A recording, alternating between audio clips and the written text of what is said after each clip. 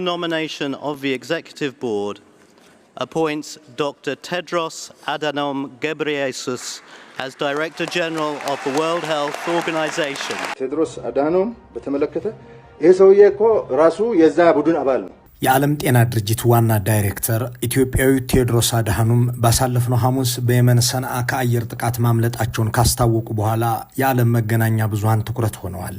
በኢትዮጵያ ሚዲያዎችም ይሄው ነገር ሽፋን አግኝቷል። የብልጽግናው መገናኛ ብዙሃን ከነዚህ ውስጥ ይጠቀሳሉ። ኢቢሲና ብጤዎቹ እንዳላይ ያለፉትን ይህንን ጉዳይ የፋና ቴሌቪዥን ግን ዶክተር ቴድሮስ አድሃኖም ከአየር ጥቃት ተረፉ በማለት ዘግቦታል። ፋና በዘገባው ላይ ዶክተርነቱንም አንቱታውንም አላጓደለም። ከ2 እና 3 ዓመታት በፊት ጁንታው ቴድሮስ እያለ ዓለም መርጦ የሾማቸውን ኃላፊ ሊያቃልል የሞከረበትን አጠራር ትቶ በሙሉ ስምና ኃላፊነታቸውን በሚያጠቃልል ገለጻ ሲጠራቸው ታይቷል። በእርግጥ በዚያ ሰሞን የነበረው እብደት አገሪቱ አንድም ሰው እንዳይተርፋት ለማድረግ የተከፈተ ዘመቻ ነበር። በርካታ ሀገራት ልጆቻቸው እንዲህ ባለ ዓለም አቀፍ ተቋማት ላይ በኃላፊነት እንዲሰየሙላቸው ብዙ ሲተጉ ይታያል። እንደ ግብጽ ያሉ ሀገራት ኢትዮጵያን ሲገዳደሩ የኖሩት እንደ የተባበሩት መንግስታት ባሉ ዓለም አቀፍ ተቋማት ላይ ዜጎቻቸውን በማስመረጥና በመሾም ነው። የብልጽግናው አገዛዝና መንጋ ደጋፊዎቹ ግን ሰውን በብሔሩና በማንነቱ እንዲሁም በመጣበት አካባቢ ብቻ ወንጅለው እንደ ቴድሮስ አድሃኖም ያሉ ኢትዮጵያውያንን ከኃላፊነታቸው ይነሱላቸው ዘንድ ደብዳቤ ይጽፉ ነበር። እንደ ቴድሮስ ያሉ ኢትዮጵያውያን ይብዙልን፣ እሳቸውን በአርአያነት የሚከተል ወጣት ይበርክትልን ብሎ ልምዳቸውንና የሄዱበትን መንገድ ለመማሪያነት ከመጠቀም ይልቅ ይባረሩልን እያለ ይማጸን ነበር። በዚያው ሰሞን የዓለም መገናኛ ብዙሃን ቴዎድሮስ ምን አደረጓችሁ ብለው ሲጠይቋቸው የሚያቀርቡት ማስረጃና ምላሽ ቸግሮ ተሳቀው እንደነበርም ተዘግቧል። አስደናቂው ነገር ሲቀጥል ዶክተር ቴዎድሮስ ለድጋሚ ምርጫ እጩ ሲደረጉና የዓለም መንግስታት ሁሉ ድምፅ ሲሰጧቸው 2 ሀገራት ግን የተቃውሞ ድምፅ ሰጡ። እነዚህ ሀገራትም አብይ አህመድ አሊ የሚመሯትና የዶክተር ቴዎድሮስ አገር ኢትዮጵያ እንዲሁም የተወለዱባትና የኢሳያስ አፈወርቂዋ ኤርትራ ናቸው። የዓለም መገናኛ ብዙሃንም ዓለም ሁሉ የመረጣቸውን ኢትዮጵያዊ ኃላፊ ኢትዮጵያ ተቃወመች እያሉ ተሳለቁ። እንዲህ ያለ አሸማቃቂ ታሪካቸውን እነ አብይ አህመድ ምን ብለው ለልጆቻቸው እንደሚነግሯቸው፣ እነ ብርሃኑ ጁላና ደመቀ መኮንን ምን ብለው እንደሚያስረዷቸው፣ እነ ሂሩት ዘመነ እንዴት ብለው እንደሚተርኩት እነሱ ያውቃሉ። ምናልባት አንድ የምንጠላውና ልናጠፋ የቆረጥንበት ብሔረሰብ ነበር። የዛን ብሔር አባላት በአገር ውስጥ ያሉትን አስረንና ገድለን አስርበንና አፈናቅለን አንድ ቴድሮስ የሚባል የዚያ ብሔር ሰው ግን በማንደርስበት ቦታ ላይ ተቀምጦ ራቀን፣ ከዚያም እንዳይመረጥም እንዲባረርም ደብዳቤ ጻፍን እያሉ ለትውልዳቸው ይናገሩት ይሆናል። በእርግጥ እንኳን ቴድሮስ አድሃኖምን አሉላ አባ ነጋንም ጁንታ ብሎ ፈርጆ ፎቶግራፋቸው በአርበኞች ቀን በቴሌቪዥን እንዳይታይ ያደረገ ዘረኛ ስብስብ እንኳን የዓለም ጤና ድርጅት ዋና ዳይሬክተሩን ዓለምን ትተው የመነኑትን አቡነ ማትያስንም በጁንታነት ፈርጆ ሲዘልፍ የነበረ መንጋ ከዚህ የባሱ ብዙ ነውሮችን ሲፈጽም እንደ ሥራ ቆጥሮት ነበርና ሊያሳፍራቸው ይችላል። እንኳን እነሱ የአገርን ምልክት የሃይማኖትን አባት አራክሰው የሚያድኑት ስልጣን ያላቸው ግለሰቦች የጥላቻ ልቡን ከፍቶ ሲጮህ የነበረው ኃይልም ያኔም ልክ ነበርኩ እያለ ዛሬ አፉን ሞልቶ የሚናገር ሆኗል። የአቡነ ማትያስን ወይም የዶክተር ቴዎድሮስን ጁንታነት ማስረጃ ቅርብ ቢባል ጦርነታችንን ተቃውመውብናል ወይም ከትግራይ የተወለዱ ሰዎች ናቸው ከማለት ውጪ የሚለው ነገር የለውም። በብልጽግናው ዓለምና ደጋፊዎቹ ዘንድ ጦርነትን መቃወም በሕዝብ ላይ የሚፈጸምን ወንጀል ማውገዝ ነውር ነበር። ጦርነትን ደግፎ ከመከላከያ ጎን ነኝ ማለት የሕፃናትን መገደል፣ የሕዝብን ተከቦ መራብ ማበረታታት እንደ ኢትዮጵያዊ የሚያስቆጥር፣ ይህንን መቃወም ደግሞ እንደ ባንዳ ሲያስቆጥር የታየበትም ጊዜ 2 ዓመታትን የፈጀ ነው። ፊልድ ማርሻሉ ዶክተር ቴዎድሮስን ለምን ጠሉት ተብለው ሲጠየቁ ጦርነታችንን ተቃወመብን ማለታቸውም ለዚሁ ነው።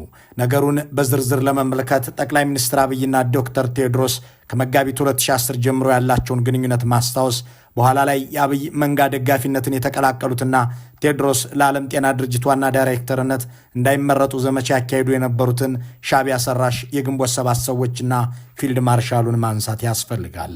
ለዚህ ደግሞ ከ1 ዓመት በፊት ብሉምበርግ ያስነበበውን የምርመራ ሪፖርት በዋቢነት እናካትታለን።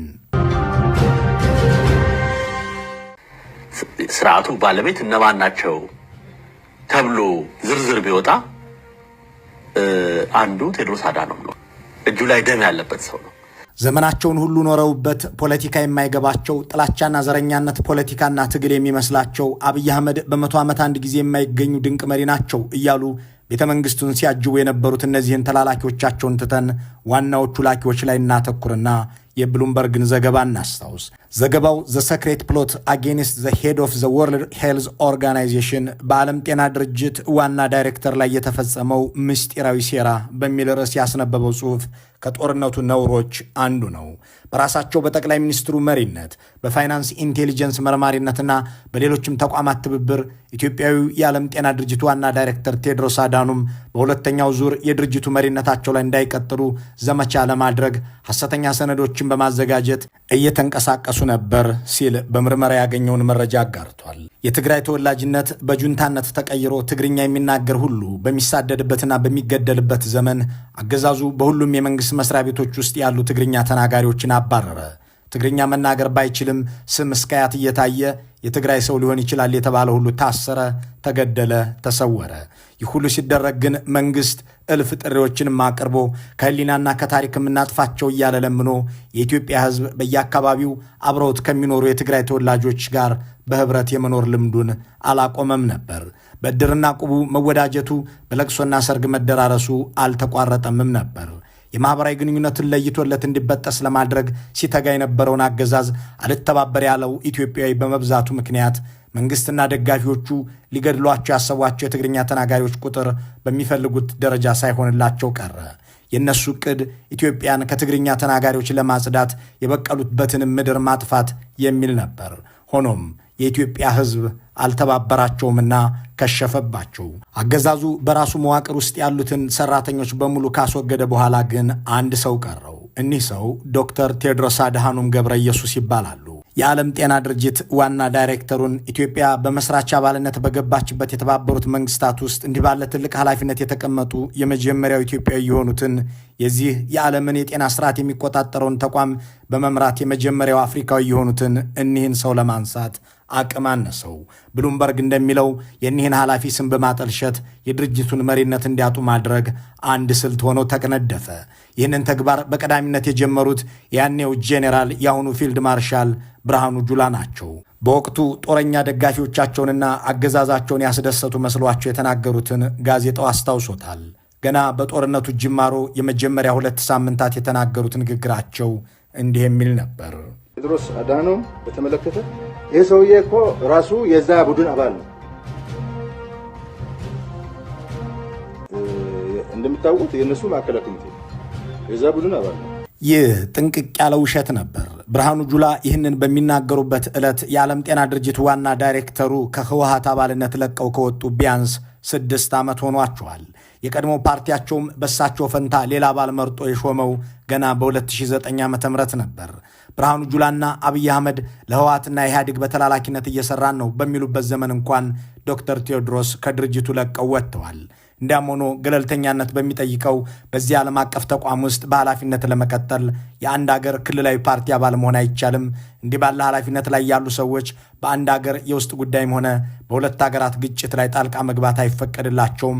ጣልቃ ገብተው አስተያየት ሲሰጡ ወይም ኃላፊነታቸውን ተጠቅመው አንዳች ነገር ሲያደርጉ ቢገኙ የድርጅቱ ቦርድ ከኃላፊነት የሚያባረርበት ስርዓት አለው የሚል ሞጋች የሌለባቸው ፊልድ ማርሻል ብርሃኑ ከ6 ዕውቅ ዓለም አቀፍ ሰዎች ጋር ተወዳድረው በመጨረሻም አሸንፈው የዓለም ጤና ድርጅት ዋና ዳይሬክተር የተደረጉትን ዶክተር ቴዎድሮስን በአጋጣሚ የተገኘ ሹመት እንደሆነ አድርገው ተናገሩ።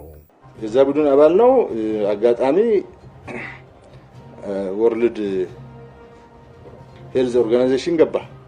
ግዴሎትን ፊልድ ማርሻል፣ ይህ በውድድርና ግልጽ በሆነ ምርጫ የተገኘ ኃላፊነት እንጂ በአጋጣሚ ሰተት ብሎ የሚገባበት የብልጽግና ሹመት አይደለም። በዚህ ኃላፊነት ላይ መቀመጥ ከምርኮኛነት ወደ ፊልድ ማርሻልነት እንደመጓዝ ያለ አጋጣሚም አይደለም። እንዲህ ያለውን ኃላፊነት ለማግኘት ብቃትና ዕውቀት እንጂ ተላላኪነት መመዘኛው አይደለም። ይህ ኃላፊነት በድንገት ጠቅላይ ሚኒስትር ወይም ኤታማዦር ሹም የሚኮንበት ሳይሆን በሥራና በውድድር የሚደረስበት ነው ብሎ የሚሞግታቸው እንደማይኖር የሚያውቁት ብርሃኑ ጁላ ቴዎድሮስ አድሃኖም እነሱን ለመርዳት ያልቆፈረው ጉድጓድ የለም ይላሉ። እነሱን ለመርዳት ያልቆፈረው ጉድጓድ የለም። ይሳካለታል አይሳካለትም ሌላ ነገር ነው። እዚህ ጎረቤት ሀገሮች ሁሉ ቀስቅሷል። ጦርነቱን ተቃውሞ አውግዙ ምናምን ብሎ ተሰርቷል። እነሱን ለመርዳት ያልቆፈረው ጉድጓድ የለም ቢሉም አንድ ጉድጓድ ግን በማስረጃነት አላቀረቡም። ይልቁንም ብሉምበርግ ሐሰተኛ ሰነድ አዘጋጅተው ጄኔቫ ድረስ የተባበሩ መንግስታት ድርጅት ጽሕፈት ቤት ኒውዮርክ ድረስ መሄዳቸውን ይጽፋል። እዚህ ጋር ግን አንድ ነገር ልብ ማለት ያስፈልጋል። ዶክተር ቴዎድሮስ ፈጽመውታል ተብሎ በወቅቱ በኢታማዦር ሹሙ ቀርቦባቸው ከነበሩት ውንጀላዎች አንዱ ጎረቤት ሀገራትን ጦርነቱን ተቃውሙ እያለ ቀስቅሶብናል የሚል ነው። ለዚህ ንግግራቸው የጠቀሱት ማስረጃ ባይኖርም እሳቸው ጎረቤቶቻቸውን አስተባብረው ኢትዮጵያውያንን ሲወጉ ጎረቤቶችን ጦርነት ተቃውሙ ማለት ግን እንደ ኃጢአት የሚቆጠር መሆኑን ልብ ይሏል። እሳቸው ሻቢያንና ሶማሊያን ይዘው ኢትዮጵያውያንን ሲወጉ ጎረቤት መንግስታትን ይህንን ጦርነት እንዲቃወሙ መጠየቅ ወንጀል እንደነበር የሚያስታውሰው ይህ ንግግራቸው በዚያ ሰሞን በመንግስት ብቻ ሳይሆን በአገዛዙ መንጋ ደጋፊዎችም ጦርነትን መቃወም አንገትን የሚያስቀላ ኃጢአት ነበር። በዚያ ሰሞን ጦርነትን መቃወም፣ ጦርነትን ማውገዝ ያስወግር ነበር የሚለውን ጉዳይ ጆሮአቸውን በብልጽግና ሹሞች ስብከት አእምሯቸውን በጥላቻ እምነት ለሞሉት የመደመር ምዕመናን የማያስማማ ሐሳብ ነው። ሆኖም የሰው ልጅ ነፍስ የሚቀጥፈውን ጦርነት መቃወም ወንጀል፣ እልቂትን ማበረታታት ደግሞ ጀግንነት ሆኖ ቀርቦ ነበር። ኢታማዦር ሹሙም የዓለም ጤና ድርጅት ዋና ዳይሬክተሩን ጦርነት አውግዞብናል ብለው ከተናገሩ በኋላ እንደገና ጦር መሳሪያ እንዲያገኙ ሰርተዋል ይላሉ። ጦር መሳሪያ እንዲያገኙ ሰርተዋል። ይህ ንግግራቸው የተሰማው ጦርነቱ በተጀመረ በ14ኛው ቀን ነው። ገና ጦርነቱ እንደተጀመረ ጁንታው ከአገር እንዳይወጣ ድንበር ዘግተንበታል እየተባለ ይነገር በነበረበት ወቅት ኢታማዦር ሹሙ ይህንን መግለጫ ሲሰጡ ክቡርነቱ ጁንታው ከውጭ ዓለም ጋር የሚገናኝበትን ድንበር 100% ዘግተነዋል አላሉንም ነበር ወይ?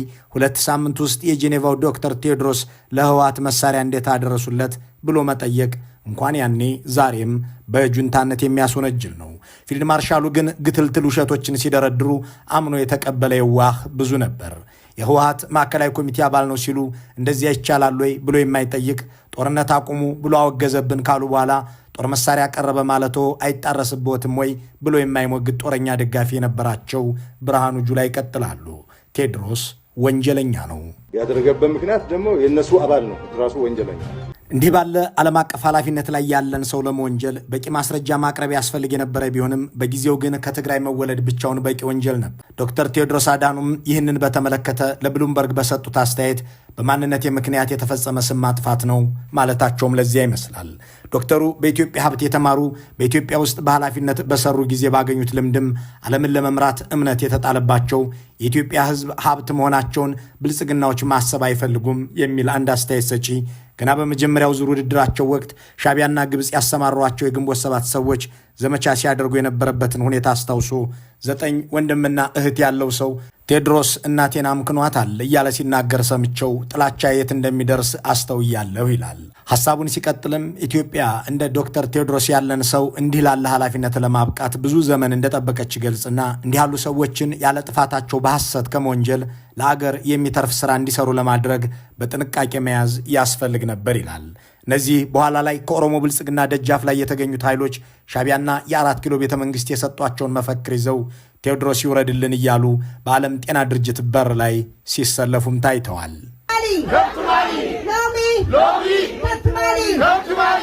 በዚህ ሰልፍ ላይ የተገኙት ራሳቸውን እንደ ኢትዮጵያዊ የሚቆጥሩት ሰዎች በዚያ ሰሞን የኦሮሞ ብልጽግናና ሻቢያ የመሩትን ጦርነት ደግፈው የኢሳያስንና የአብይን ፎቶ ይዘው ላይሳካላቸው ነገር ዶክተር ቴዎድሮስን ከኃላፊነት እንዲነሱ ሲጮሁ የዋሉበትን ሁኔታ ምን ብለው እንደሚያስረዱት አይታወቅም የምትል አንድ አስተያየት ሰጪ ከጎረቤት ሀገር ጋር ሆኖ የአገሬ ልጆች የሚገድለውን የብልጽግናን መንግስት ደግፌ አንድ ኢትዮጵያዊ በኃላፊነት ከተመደበበት ቦታ እንዲነሳልኝም ተሰልፌ ነበር ብለው ካላስረዱ ዋሽተዋል ማለት ነው ትላለች።